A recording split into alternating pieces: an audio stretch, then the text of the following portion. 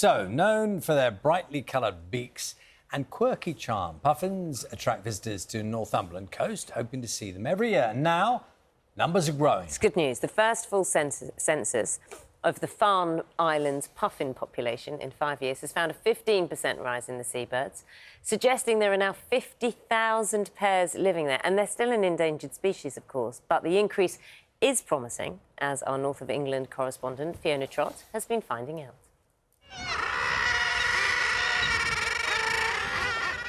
They're precious and they need to be protected. There are about 20 fledged ones on the beach. So there were loads, but they seem to have gone. I mean, I'm sure they're around. So, day by day, metre by metre, the rangers here have been counting them. This one looks very occupied. There's lots of fresh droppings in there. This one's also occupied, a bit of eggshell and feather as well, which is good. And now there's good news. It's gone up by 15%, which means the population is stable. I think all the rangers are super happy. You're sort of like proud because you've looked after them and done all the work. You must be so relieved. So relieved, because they are such characters as well, and you do become attached to them. You just do, every single one of them. This is what they were worried about. During the avian flu outbreak, around 10,000 birds perished. 900 of them were puffins, which only lay one egg a year. Little did they know the birds' quirky behaviour would actually end up protecting some of them. Puffins are clever little creatures. They keep their burrows clean, they self-isolate like we did during lockdown, and rangers think that's one of the reasons why they've done well, despite bird flu.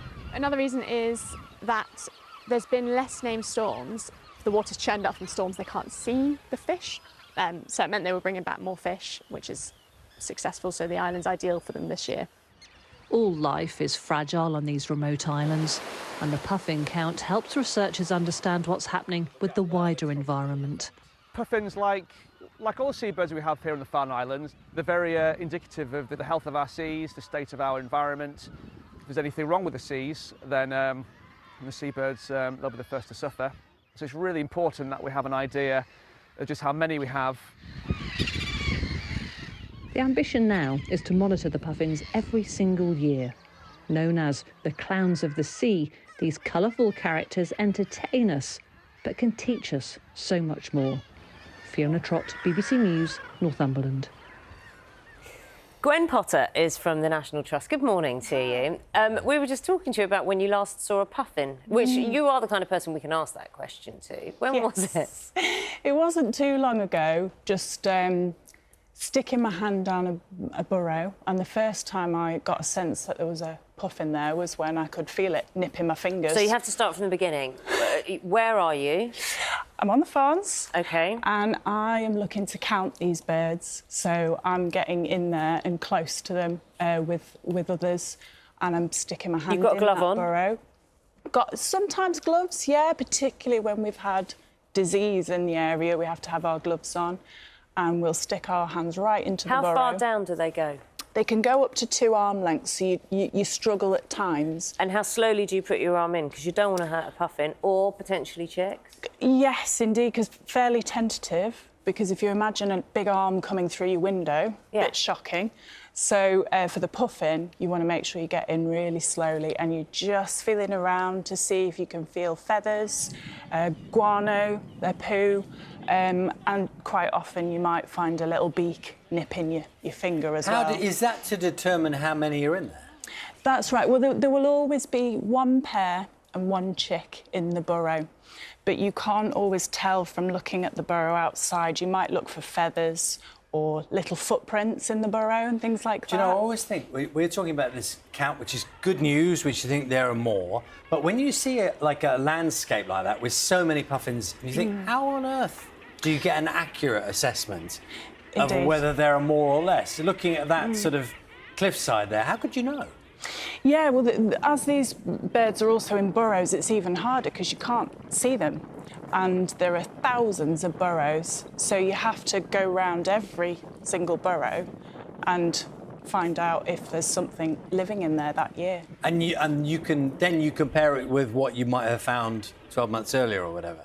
That's correct, yeah. So we aim to do a census every year But obviously with COVID and then we had bird flu impacting, we couldn't do the count.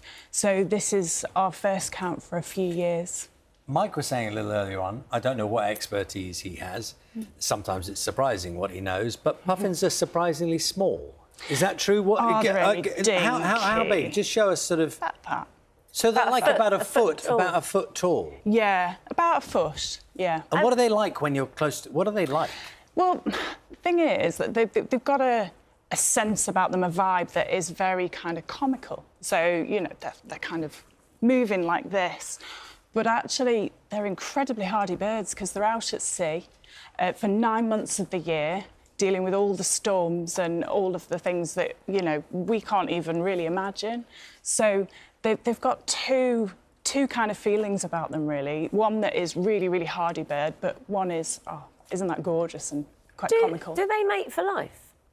Yes, they do. I mean, they will go through divorce at times and do a bit of a swap in a given year, but they'll actually return, should I say, to the same burrow, same birds meeting up after they've been at sea, going off in all different directions for the winter. If they divorce, and they've had a burrow, does the male or the female puffin get the burrow?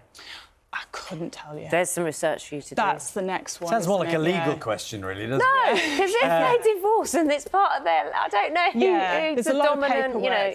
paperwork. To go back to the original story, I mean, even though this is good news, as in the numbers are going up, still endangered. Indeed, yeah. We're fortunate on the farms at the moment, and you know they've gone up in quite a short time scale. Generally, you'd look at 25 years and how that population's trending, and it seems relatively steady at the moment. In the wider landscape, in Scotland, there's a lot of steep declines, and also across the globe, really. The UK is really important for these birds, but, you know, places like Iceland, we're seeing steep declines as well. Lovely to speak to you this morning, Gwen. Thank you very much. Thank you so much. Gwen Potter from the National Trust.